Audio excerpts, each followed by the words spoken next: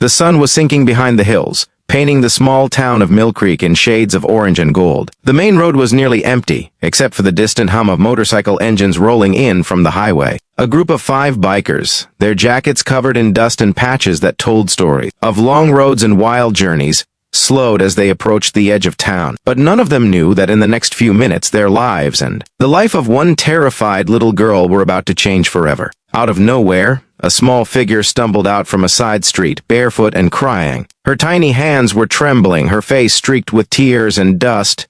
She couldn't have been more than 7. She ran straight toward the bikes, waving her arms desperately. The leader of the group, a broad-shouldered man with a gray beard and tired eyes, named Jack, slammed his brakes, the tires screeching against the gravel. The little girl fell to her knees in front of him, gasping for breath, and with a voice full of panic and fear, she cried out, "Please. They're beating my mama." For a few seconds, no one moved. The world seemed to hold its breath. The only sound was the low rumble of the idling engines, and the little girl's sobs echoing in the still air. Then, without another word, Jack killed the engine, tossed his helmet aside, and sprinted toward where she pointed. The others followed, their boots pounding the cracked road, hearts racing faster than their bikes ever could. If you believe in kindness, second chances, and standing up for what's right, please like, comment, share, and subscribe. Your support helps us keep telling stories that remind the world that humanity still matters. The girl led them down a narrow alley behind a row of old houses. The cries of a woman echoed through the thin walls of a rundown shack at the end. As they got closer, they saw 2 men inside, one holding a bottle, the other shouting, while a woman bruised, bleeding, and barely standing tried to shield herself. The bikers didn't think twice. Jack kicked open the door, his voice booming like thunder. The men turned in shock, but they were no match for 5 furious strangers who had seen enough of life to know what was right and wrong. Within seconds, the bikers had pulled the men away, forcing them outside. One tried to fight back, but was quickly pinned. "You ever touch her again," Jack growled, his voice low and cold, "and I swear, you'll regret the day you were born." The other bikers stood guard as the little girl ran into the shack, throwing her arms around her mother's waist, crying uncontrollably. The woman, trembling, hugged her daughter tight, whispering, "It's okay, baby, it's okay now." The scene was raw, painful, and real.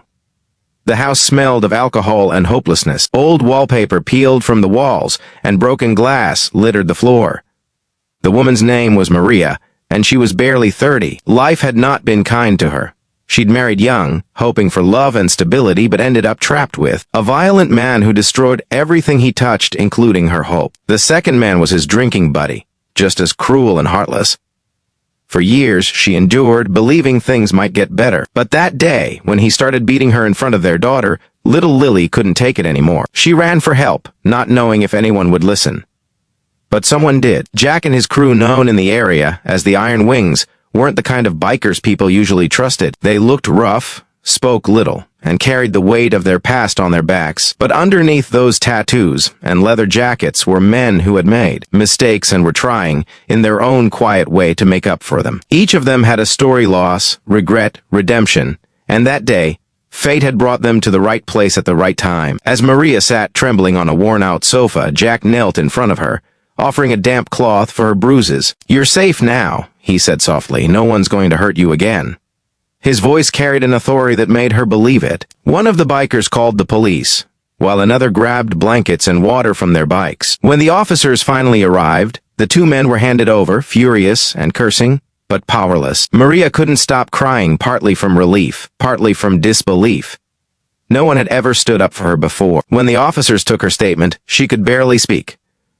All she could do was look at Jack and whisper, "Thank you." That night, after the chaos settled and the house was quiet again, Jack and the bikers sat outside on the porch. The air was cool, the stars faint above the dim lights of the town. Lily, still clutching a stuffed bear missing one eye, came out and stood next to Jack. "Are you angels?" she asked, her voice small and sincere. Jack smiled for the first time that day, a deep, weary smile. "Not even close, kid," he said. "We're just people who've been through enough to know pain when we see it." The next morning, they made sure Maria and Lily had a safe place to stay. A local church helped arrange temporary shelter. And Jack slipped a few folded bills into Maria's hand when she wasn't looking. "For you and your girl," he said. She protested, but he shook his head. "Just take it. Everyone needs a start." Days turned into weeks. The bikers rode on as they always did, drifting from town to town. But Maria and Lily never forgot them. In the quiet moments of her recovery, Maria often thought about that night, about how strangers had risked everything to help her when no one else would. It gave her strength to rebuild, to believe again in goodness. She found a small job at a bakery, saving every penny to start a new life. Lily began to smile again, to laugh without fear. Then, one cold afternoon months later, the roar of motorcycles echoed down the same dusty road. Lily heard it first and ran outside, her heart leaping. The iron wings had returned. This time, they weren't rescuing, they were visiting. Jack stepped off his bike, holding a small pink bicycle with ribbons on the handlebars. "Thought she might like this," he said, placing it gently beside her. Lily squealed with joy, hugging him around the leg. For a man who had seen war and loss, that moment her pure happiness was something sacred. As they all sat in the yard, Maria brought them coffee and cookies. She looked healthier, stronger. The bruises were gone, replaced by determination. She told Jack she'd found an apartment, a stable job, and even joined a group that helped other women escape abusive homes. "You gave me courage that night," she said. "Not just to survive, but to fight back." Jack looked down, humbled. "You did that yourself," he replied. "We just showed up." The bikers stayed until sunset, sharing laughter, stories, and quiet memories. When they finally left, the town felt a little brighter, a little safer. As the engines faded into the distance, Maria whispered a prayer, not just for them, but for everyone who ever needed a second chance. Weeks later, a local newspaper ran a story titled "Unknown Bikers Save Woman and Child from Domestic Violence." The article spread across social media, and people all over praised the mysterious man. But for Jack and his crew, fame was never the goal.